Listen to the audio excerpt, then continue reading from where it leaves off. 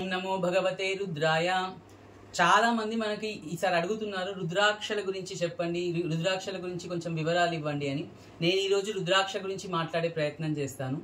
అయితే రుద్రాక్షలు మనకు 1 నుంచి 14 ముఖాల వరకు ఉంటాయి.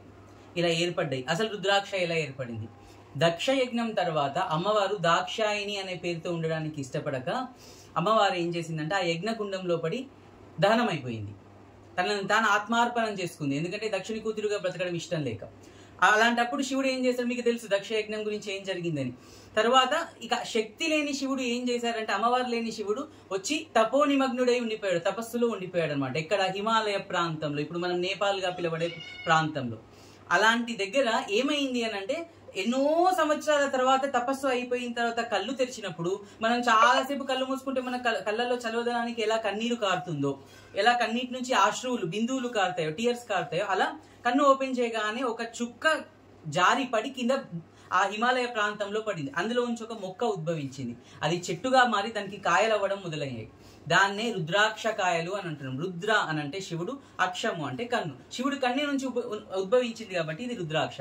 అయితే ఇందులో మనం ఈరోజు ఏకముఖి గురించి తెలుసుకుందాం. ఏకముఖి రుద్రాక్ష సాక్షాత్ శివస్వరూపం. ఇలా ఉంటుంది చూడండి. ఏకముఖి రుద్రాక్ష ఒక ముఖమే ఉంటుంది.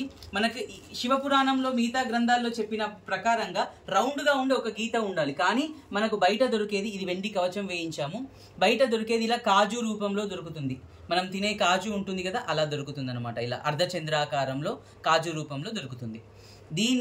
ఇది ఎలా సశాస్త్రీయంగా ధరించాలి అని అంటే, ఇది మామూలుగా సంసారులు ధరించడానికి యోగ్యమైనది కాదు. సాధనా మార్గంలో ఉన్న వాళ్ళు, మంత్రదీక్ష తీసుకున్న వాళ్ళు మాత్రమే ధరించాలి. దీనితో పాటు రుద్ర రక్ష వస్తుంది. తర్వాత రోజు చేయవలసిన నామం ఉంటుంది. దానికి జపమాలతో జపం చేసుకోవాలి. ఇది కట్టుకోవాలి. మనకు మామూలుగా ఇది కరెక్టా కాదా అని చెప్పేసి జెమ్ సర్టిఫికేట్ అనేది టెస్ట్ రిపోర్ట్ వస్తుంది. ఇందులో మనకి ఎన్ని ఫేసెస్ ఉన్నాయి ఏంటి అని చెప్పేసి మనకి ఇది టెస్ట్ రిపోర్ట్ కూడా చూపిస్తుంది.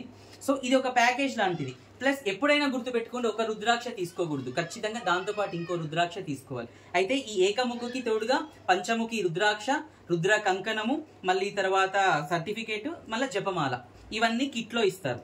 జనరల్గా మీరు మంత్ర సాధన పరంగా ఉండి రోజు సాధన చేస్తారు, రోజు శివుని సాధనతో ముందుకు వెళ్ళాలి అనుకొని ఖచ్చితంగా మీకు 10 నిమిషాల సమయం ఉందంటేనే ఏకముఖి రుద్రాక్ష వేసుకునే ప్రయత్నం చేయండి. లేకపోతే దానివల్ల మీకు వచ్చే లాభాల కంటే ఆ శక్తిని తట్టుకోలేక మీరు శుష్కించేదే ఎక్కువగా ఉంటుంది. ఒకవేళ వేసుకుంటూ ఉన్నా కానీ ఇప్పటికీ మీరు ఇవి పాటించే ప్రయత్నం చేయండి. మీరు జపమంత్రం చేసుకొని తర్వాత దాని ఫలితాలు పొందండి. తర్వాత భాగంలో ద్విముఖి గురించి నేను చెప్తాను.